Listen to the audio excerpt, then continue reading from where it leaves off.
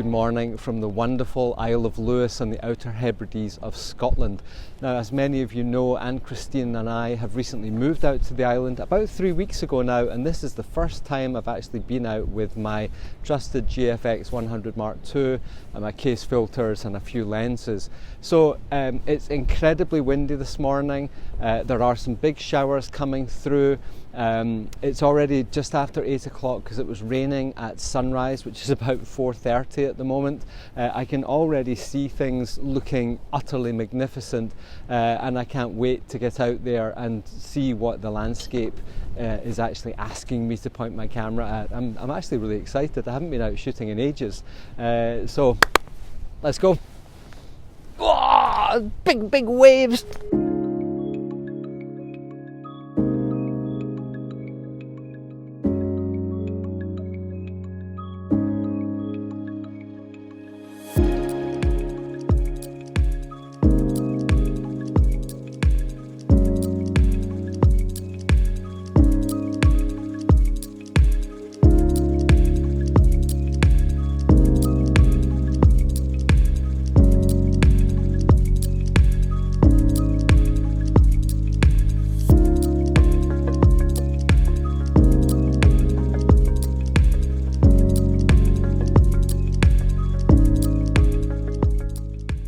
So as I mentioned earlier, it is very windy here, and that shot that I was just looking at there, it's really weird because I've walked along here quite a lot, but I haven't really been looking compositionally, if that makes any sense. It's not the way I like to work. I don't like to see things and think, oh, I'm going to come back there when type of thing. I do prefer things to be quite spontaneous. And what I did like about that was the V and then the kind of rocks lining up, and then the quite cool skier, the rock out in the ocean there. The two things that were immediately obvious to me were the way the light is changing here. It's so dynamic. Quite strong winds coming in from the northwest, bringing in these squalls and showers. So it can be very bright 1 minute, and it can be very dark and wet the next. So two things were obviously the quality of the light changing, and you'll see in the photographs that I'm posting here that they are incredibly different. We've got big changes in luminosity, the way the ocean is catching the light and the way the rocks are catching the light. And the second thing is time. I started off with a case 6-stop and polarizer combined, and that gave me a shutter speed of a couple of seconds. It's quite bright out here just now, of course. It's nearly 8:45 in the morning, but what I found with that was there were some beautiful textures, and I thought, yep, that's really nice. And then when the light got higher, I thought, right, I'm going to try and smooth out that water and make something really luminous and really bright. So we'll see how those turn out when I get back to the office.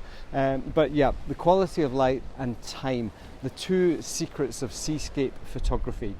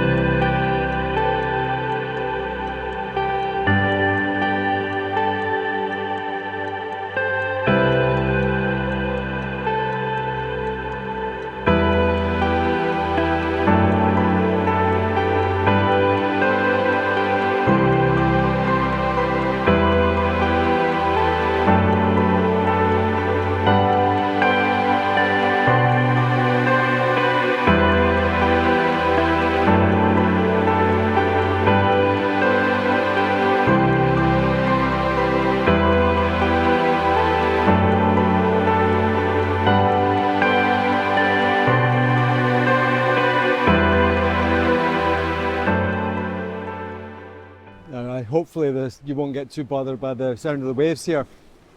One of the things I really love about expressive photography is coming out without expectations and just allowing the landscape to ask questions of you, how it presents to you, how you present to it. And this little scene behind me, it just really caught my eye. I was in this little cove trying to record some audio without the wind, which is futile because it's coming straight in off here. And this red rock that we can see in the foreground here, it strikes me as a difference. It's something that's different. All of this is Lewisian gneiss. It's a very old, hard rock.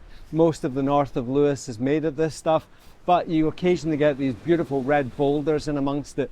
And that point of difference was enough for me to think, yep, there's a shot there. And so we're still looking at the quality of light. We're still looking at the shutter speed. I've gone for a couple of seconds. I've taken the timer off so that I can time the backwash of the waves better. And thirdly, the aspect ratio.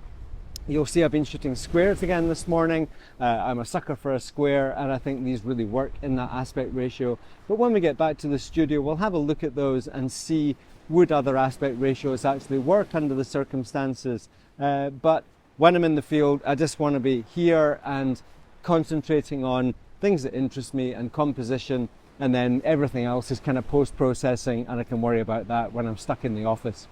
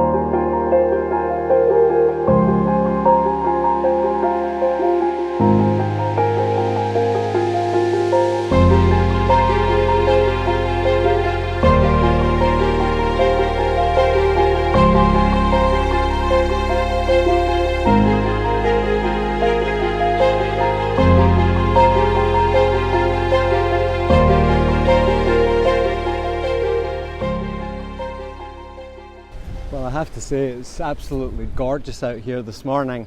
The rain that I thought was going to come in hasn't. It's just turned into a beautiful sunny day. Skylarks singing up there above me, the waves lapping in against the rocks here. The oyster catchers that are our constant companions on this coast in the summer have stopped screeching and have left me alone because I'm away from their nests now. There's some really nice swell coming in out on the ocean there, and this is really quite a dramatic angle, and I've cropped this into a 65 by 24, the classic pano aspect ratio that you know myself and Adam Gibbs use an awful lot. And what I've done is I've put a 10-stop ND filter on, 10-stop case filter. So I'm shooting at f16, and I'm getting about 20 seconds here, which is enough to kind of take a lot of the energy out of the ocean. I think when you've got strong rock geometric relationships, you know, the way that it kind of zigzags through the frame there, and is kind of flanked on either side, adding more energy or more dynamics from the actual ocean waves can be counterproductive. You end up introducing more chaos to already quite a busy scene, I suppose, in some ways. So I'm trying to simplify, and I think simplification in landscape photography is definitely a way to give your images some space, have a sense of calmness, and here, you know, with the sun dappling on the ocean and the way the clouds rolling past, it's just blinking gorgeous. The wind's dropped a little bit, maybe I'm just out of it here, but man, oh man, what a beautiful morning. So I've got 3 compositions that I really like. The first one with the cleft rock and the channel when it was somewhat a bit gloomier weather. Things have really brightened up now, and I've got this pano, and then in between we had the red rocks. So we'll see how it goes, and I'll see if I do much more or whether I'm just going to sit and look at it for a while. I'm probably leaning towards the latter. Might try a few different aspect ratios of this scene here. I think it would also work as a square. So yeah, I'll try that and then see how we go.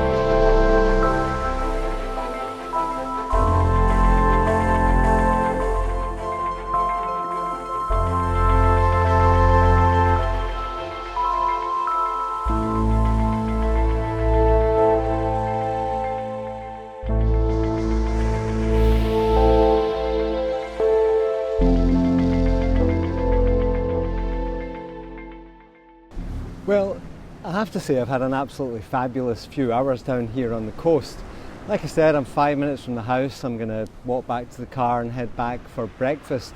But I've always been a firm believer that there's no bad light for seascapes. Even if the rain comes on, I could still find things to photograph once the rocks get wet, as the light changes, as the sky gets more moody, as the different textures and tones of the water.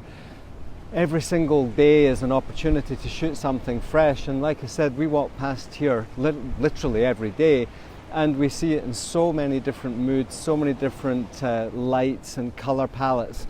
I hope I've got some nice photographs, only to show you guys something interesting, I suppose. Proof of practice, in that I think that if you find scenes that catch your eye in a very intuitive way, you're more likely to make successful photographs. So hopefully that's what expressive photography is all about. That concept that if you notice the thing that excites you first and then work around it and find the right shutter speed, what's going to work in those light conditions and different aspect ratios, you can usually fine-tune that into something that's usually going to make an interesting photograph. So that's it for this week. We're going to go back to weekly videos instead of once every 2 weeks. Now we're more settled here in the island and I've got more chance to get out and about. So you can expect weekly content from us moving forward. If you're new to the channel, please subscribe. If you watch the channel regularly and haven't subscribed, please do so. All of those thumbs up and comments really help this stupid algorithm that we're constantly trying to fight against. I hope you enjoy expressive photography. I've had a blast this morning and I hope you've enjoyed watching me do so. Take care and I'll see you again next week. Bye for now.